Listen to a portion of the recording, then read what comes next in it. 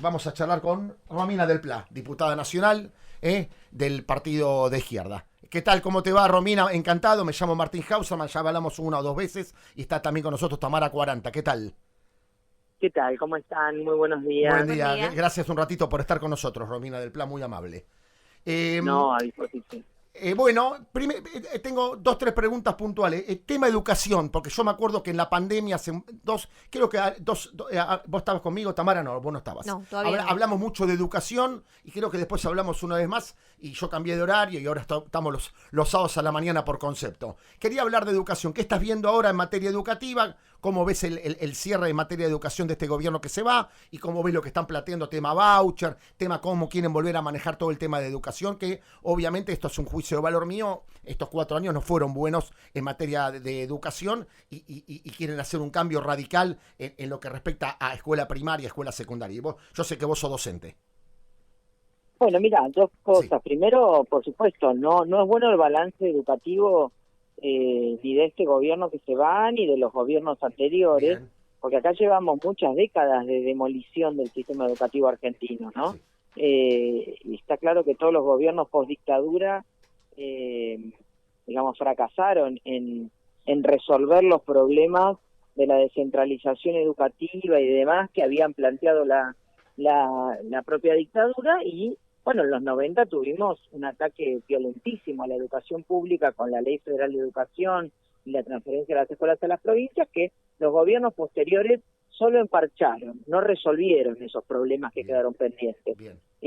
Por lo tanto, el cuadro siempre es de muchos problemas que afronta la educación, y eso sumémosle los efectos de la pandemia y de la pobreza, porque con un 64% de las niñas y niños bajo la línea de pobreza, está claro que la educación no podría estar bárbara, Bien. porque quienes hay que educar están en condiciones muy, muy complejas, ¿no? Entonces, ahí tenemos varios temas que van enganchados. Ahora, el gobierno que entra, el de Milei, ha dicho varias cosas que ya están de algún modo archivando, porque el tema de las escuelas voucher le habrá servido para la campaña electoral, pero no solo es negativo, sino que es impracticable. Por lo tanto, ya no hablan más de las escuelas voucher hace rato. Creo que es más, dijo en declaraciones, perdón Romina, buen día, había dicho en declaraciones que no lo tenían en agenda por lo menos en lo pronto. Claro, ¿por qué? Porque el sistema educativo argentino es un sistema educativo que atiende millones de personas. A mí me causa cierta extrañeza, por no decir que evidentemente la gente que abre la boca sobre el tema es bastante ignorante, cuando empiezan a hablar de Finlandia, de esto, del otro. Claro, Finlandia tiene 5 millones de habitantes en total. No tiene nada que ver con la magnitud de escala de un sistema como el argentino. Romina, el sistema educativo argentino depende de las provincias, no de la nación. O sea que lo que el ministro nacional se le ocurra no tiene obligadamente que ser lo que ocurra en las provincias. Entonces, lo que acá hay que hacer es financiar la educación, resolver los problemas de vaciamiento, de infraestructura, de salarios, de falta de cargos. Eso es lo que hay que hacer para que la educación funcione bien, especialmente la educación pública. Vamos a casos concretos, que este programa se llama Directo al Hueso. Mi hija, porque si no, yo quiero ir con casos concretos. Mi hija salió de la ORT y la metí en Ingeniería de Sistemas en la UBA. Bien, me está contando lo siguiente, a ver tu opinión, quiero saber. Así hablamos de casos concretos y uno entiende lo que está hablando, porque yo te quiero hablar desde un lugar donde yo entiendo algo y analizo y después me voy a dormir y pienso, ¿y cómo solucionamos esto? Por eso me gusta el periodismo y me dedico a esta actividad, esta es mi segunda actividad. Muy bien. Periodismo. ORT, buen colegio, privado, obviamente, cuesta una monedita, no, no cuesta barato, 10 puntos. Sí. Bien. Mi hija va, me dice, papá, en esta álgebra y física, en facultad, ciclo básico, 70 chicos. El primer examen, 50 con la hoja en blanco, no lo pudieron ni resolver. Mi hija se sacó un 4. Segundo parcial, van 70 personas de vuelta, 50 con la hoja en blanco, no lo pueden resolver nada, álgebra ni física. Son muchos chicos de la provincia, de Chivilcoy, de acá me dice, ¿de dónde son? Anto, de acá, de allá, Chivilcoy, Bragado, pim, pum, no sé, venezolano, colombiano. A eso vienen a estudiar a la UBA en Las Heras porque es ciclo básico, no está en la de ingeniería de Paseo Colón. 10 puntos. Ahora se sacó 3 mi hija, viene de la ORT, Viene de la ORT. Vos sabés que estamos al nivel alto, no bajo, lo reconozco. Y ahora en el parcial ahora en el final se sacó un 4. Zafó la materia. Pero en síntesis, de 70 y 50, 55 ni presentan o no pudieron, 15 aprobaron en el final. Decime cómo resolvés esto de la secundaria. Decime cómo. Bueno, lógicamente lo que hay que resolver es una intensificación de esas materias que tienen contenidos que el problema que tenemos de los 90... Esperá que te quiero decir algo. ¿Sabés lo que le dijo? Por eso menciono los 90, porque el problema es que en los 90, con la reforma, se vaciaron una cantidad enorme de contenidos. Se primarizaron los contenidos de secundaria. Y eso es el efecto que vos mencionás, que también te lo podría mencionar para comprensión lectora y te lo podría mencionar para análisis de la estructura de texto y te lo podría mencionar para otros hechos. Está bien, pero álgebra y física, Romina, álgebra y física en las escuelas secundarias de Catán, La Ferrere, Florencio Varela, Berazategui, porque conozco todo yo, porque laburo de otra cosa. Virrey del Pino, Cañuela, donde yo conozco Loma de Zamora, Lanús al fondo, esas escuelas que los chicos que van ahí, que son pobres, física y álgebra, aprenden, la profesora está en condiciones de enseñar eso para poder ir a la facultad después. Esa es la pregunta.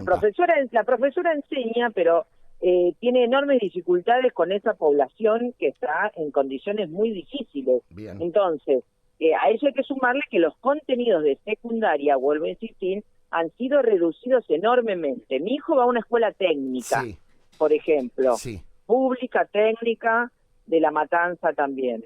Ellos sí tienen álgebra y tienen reiteradamente álgebra revisando una y otra vez los contenidos. Esos pibes probablemente tengan mejor rendimiento a la hora de ese ciclo básico, del ingreso a las carreras duras universitarias. ¿Por qué? Porque tienen muchas horas de contenidos profundos. Está bien, pero yo te hago una pregunta. Vos a tu hijo la mandás a la ingeniería ahí para hacer el ciclo bajo y le toca álgebra 1, física 1 y otra materia más que no me acuerdo cuál es. Tu hijo, con lo que aprendió en la secundaria en tercero, cuarto, quinto año con la profe, ¿puede ir a esa facultad? Sí, probablemente sí, porque es una escuela técnica, que justamente tiene contenidos reforzados en esas áreas. Eso es lo que te estaba diciendo, que lo que tenemos que revisar es que esos recortes de contenidos que ha habido en la escuela secundaria son también desde el vamos los que colocan dificultades. O sea, si ya de antemano a vos en un programa, por ejemplo, de literatura, lo que es análisis sintáctico prácticamente está eliminado, porque está al final del programa del segundo año y se dice si podés, si no podés nunca lo des. Claramente la parte de estructuración del análisis de texto y de estructuración del pensamiento va a estar siempre dejado de lado. Y lo mismo pasa con matemática, física y las materias más duras. Entonces, ¿hay que revisar los contenidos? Sí, pero para justamente darle todos los elementos de esa formación integral profunda que hace falta para poder seguir los estudios superiores. Pero por otro lado, obviamente, hay que resolver la situación de en qué condiciones están esos chicos y chicas que van a recibir esos contenidos, ¿no? Y ahí es donde hace falta una serie de medidas de conjunto y por eso hace falta escuelas que estén en condiciones. Ahora tienen ganas, pero ahora tienen ganas los grupos sean más reducidos. Por ejemplo, un tema importante es que los grupos deben ser reducidos. Tenemos muchas escuelas en esos lugares que vos mencionabas, Catán, Virrey del Pino y demás, que las aulas están recontra repletas, 50 pibes, 45 y hasta más en algunos lugares. Claramente esos contenidos que son complejos, grupos tan grandes, se hace muy difícil de desenvolverlos a fondo y de hacer una verificación real de cuánto es la comprensión integral, no solo aprobar una evaluación, sino la comprensión integral, porque después, y por supuesto que hace falta una articulación mucho mayor de las escuelas secundarias con las universidades. Romina, pero tienen ganas tus colegas, tienen, la verdad, con todo respeto te lo digo, tus colegas, pues yo escucho todo, Milei, el sindicato, el gobierno, Macri, tienen ganas los profesores, los docentes de ayornarse, de mejorar, de capacitarse, porque es una nueva realidad. Yo fui al Hipólito Viete de Caballito y estudié periodismo, mi hermano es contador, es decir, eran otras épocas, te estoy hablando 35, 40 años atrás, tienen ganas los profesores de mejorar, porque es un mundo... La enorme mayoría, como en todos los trabajos, puede haber algunos que no tengan ganas, pero la enorme mayoría tiene un compromiso fenomenal. ¿Y sabes cómo te das cuenta? Con los cursos que hace el CIE, que es el Centro Integral Educativo de la provincia de Buenos Aires, que es el que da cursos gratuitos y de calidad, que la mayoría se dan los sábados o fuera de turno, cómo se llenan las vacantes en forma inmediata. La gente está dispuesta a anotarse en cursos de calidad. Eso, de calidad. Fuera del horario. De calidad bien, fuera del horario. Bien, está dispuesta a hacerlo y lo hace. Y no sabés la cantidad de horas que destinan las y los docentes en proyectos educativos en las escuelas. Te hago una pregunta. En actividades especiales. En rodear a los pibes de que tengan una integración a la escuela. Te hago una pregunta. Y podemos hacer... Quizás, no sé si lo voy a formular bien, puede ser el profesor que dé matemática, física, álgebra, todas estas materias duras que es lo que el mundo requiere, ¿pueden ser universitarios? ¿Se puede hacer que cuando entras a ser docente digan, che, a partir de ahora te unifico, vas a tener que hacer un posgrado o algo para reconocerte como docente, como que sos un docente universitario? ¿Se puede lograr eso con el tiempo? Mira, yo te digo lo siguiente, vos tenés dos formas de poder ser profesor, estudiando en las universidades o estudiando en los institutos terciarios. Sí. En ambos casos son de enorme calidad y las ventajas de uno tiene desventajas del otro. Yo soy profesora universitaria de historia, por ejemplo. Sí. ¿Qué punto a favor tengo? Bueno, el contenido, los docentes, la profundidad de una carrera larguísima, pero el déficit que tiene es la parte pedagógica. En los profesorados tienen una mayor importancia en la fase pedagógica y quizás en algunos aspectos un poco menos de profundidad en los contenidos. Hay muchísimos profesores que hoy están trabajando y docentes que tienen carrera universitaria o incluso posgrado, porque incluso en muchas provincias la única forma de estudiar las carreras de profesorado es en las universidades.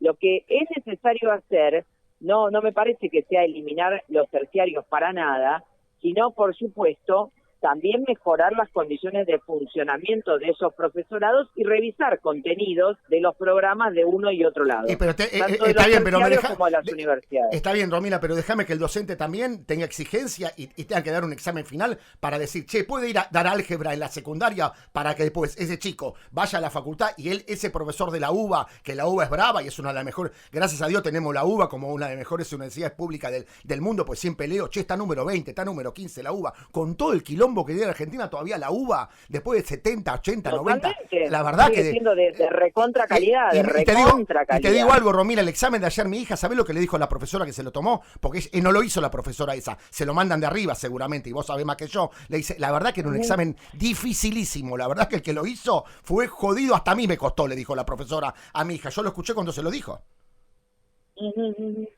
Pero mira, te quiero decir lo siguiente, lo del examen final no es una necesidad. ¿Por qué? Porque para poder llegar a recibirse tuvo que rendir una cantidad enorme de exámenes, materia a materia, cada uno. Bueno, es el ciclo básico, esto es ciclo básico.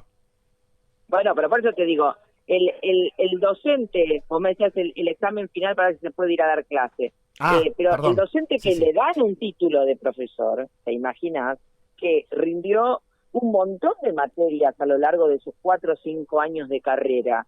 Entonces, no, lo del examen final, en realidad, está de más, porque ya vino rindiendo y nadie lo aprobó si no sabía. Está bien, yo quiero saber si todo lo que... Está bien, Romina. Es importante tenerlo en cuenta. Está bien, yo quiero saber si todo lo que rindió durante toda la carrera era de excelencia y que sea un profesor que en estos momentos... Por eso te digo que hay que revisar si los contenidos que se están dando en los profesorados son los que son necesarios para formar a los pibes, para luego, por ejemplo, proseguir los estudios en la universidad. Tengo que hacer la última pregunta. De esos contenidos.